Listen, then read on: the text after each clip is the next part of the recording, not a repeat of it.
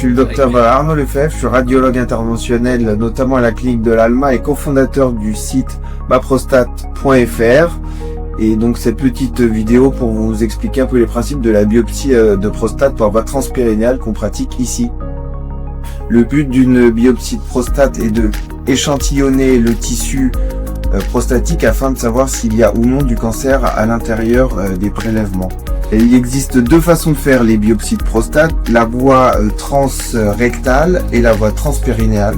Donc nous ici on utilise la voie transpérinéale pour deux avantages principaux. Le premier, c'est de s'affranchir du risque hémorragique et la deuxième, c'est de faire diminuer le risque d'infection après les biopsies. Le principe de la procédure, donc le patient arrive en ambulatoire, il est en tenue pour être accueilli au bloc opératoire ici.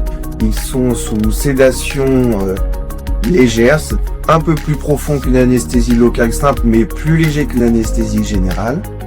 Une fois que le patient est endormi, donc on va repérer l'anomalie sur la prostate en faisant une fusion d'images avec l'IRM que le patient a réalisé précédemment chez nous.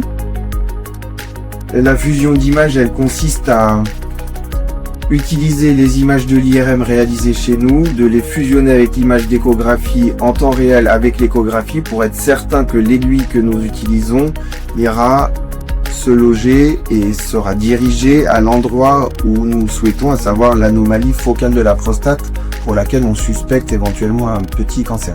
Pour pouvoir faire le prélèvement dans la prostate, on utilise un dispositif, une aiguille métallique très fine de moins de 2 mm qui est positionnée sur un guide et qui va se diriger dans la prostate et qui récupère un échantillon de tissu prostatique qui est millimétrique en vérité.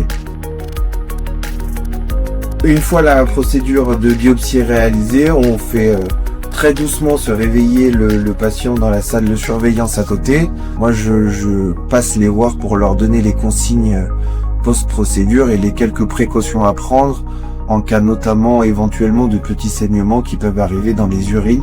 Les prélèvements sont ensuite envoyés au laboratoire pour l'analyse et le résultat final qui est transmis à l'urologue correspondant du patient.